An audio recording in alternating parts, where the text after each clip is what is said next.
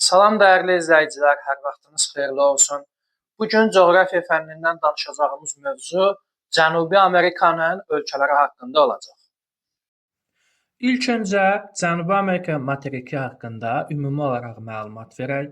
Cənubi Amerikanın sahəsi 18 milyon kilometr kvadratdır və dünyanın böyüklüyünə görə 4-cü materikidir.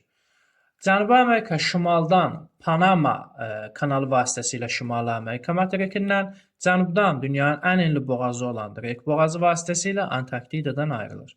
Cənubi Amerikanın şərq sahillərini Atlantik okeanın suları, qərb sahillərini isə Sakit okeanın suları yuyur. Cənubi Amerika şimal yarımkürəsində qismən, yəni kiçik bir hissəsi şimal yarımkürəsində, böyük bir hissəsi Cənub yarımkürəsində və bütövlüklə qərb yarımkürəsində yerləşir. Yəni 3 yarımkürədə yerləşir.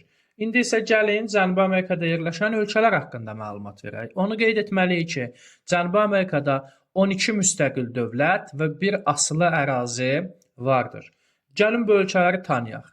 Kolumbiya, Venezuela, Guyana, Surinam və Fransanın müstəmləkəsi olan Fransa Qviyanası.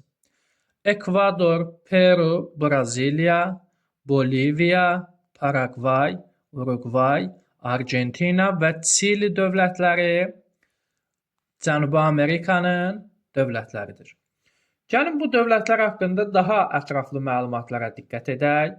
Bu dövlətlərdən Cənubi Amerikanın ölkələrindən cəmi ikisinin dünya okeanına çıxışı yoxdur.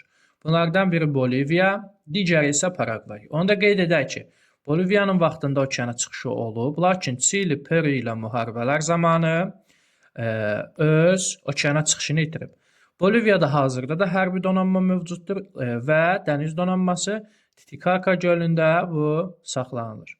Daha sonra onu qeyd edək ki, Cənubi Amerikada təkcə bir ölkənin 2 okeana çıxışı var, bu Kolumbiyadır. Kolumbiya həm Sakit okeana, həm Atlantik okeana çıxır. Digər bütün ölkələr isə bir okeana çıxır.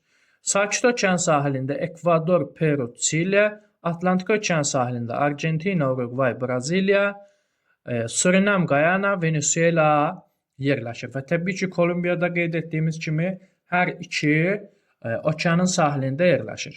Qitənin sahəsi ən böyük olan və əhalisi ən çox olan dövləti Braziliya, əhalisinin sayı ən az olan və sahəsi ən kiçik olan isə Surinam dövlətləri hesab edilir. Təbii ki, müstəqil dövlətlər deməli arasında.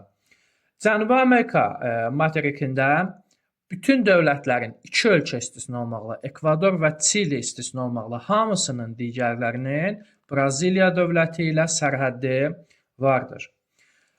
Həmçinin Cənubi Amerikada Braziliya, Kolumbiya və Ekvador dövlətləri ekvator xətti ilə kəsilir. Cənub tropiki ilə isə Braziliya, Paragvay, Argentina və Çili dövlətləri kəsişir. Cənubi Amerika qitəsinin bütün ölkələri inkişaf etməkdə olan ölkələrdir. Yəni qitədə inkişaf etmiş ölkə yoxdur. İnkişaf etməkdə olan ölkələrdən Braziliya əsas qrupa daxildir. Biz bildiyimiz kimi inkişaf etməkdə olan ölkələrin əsas qrupuna 4 ölkə daxil idi: Meksika, Çin, Hindistan və Braziliya. Cənubi Amerikanın dövlətlərindən digərləri, məsələn Çili, Argentina və Uruqvay yeni sənayeləşmiş ölkələr hesab edilir. Digər dövlətləri isə orta inkişaf səviyyəsinə malik və zəif inkişaf edən kasıb ölkələrdir. Məsəl üçün Paragvay kasıb ölkələrdən biri hesab edilir. Məsələn, Venezuela zəngin neft ehtiyatlarına malikdir. Hətta dünyada neft ehtiyatlarına görə ilk sıradadır və bu da dövlətə deməli iqtisadiyyatına çox mühüm təsir edir. Həmçinin biz onu da qeyd etməliyik ki, qitənin bütün ölkələri idarə etmə formasına görə respublikadır. Yəni monarxiya dövləti yoxdur. İnzibati ərazi bölgüsünə görə isə Braziliya, Argentina və Venezuela federativ dövlətlər, digər bütün dövlətlər isə unitar dövlətlər hesab edilir. Qitə dövlətləri 1980-ci ildə ALAD təşkilatını yaratdılar, yəni Latin Amerikası İnteqrasiya Assosiasiyasını.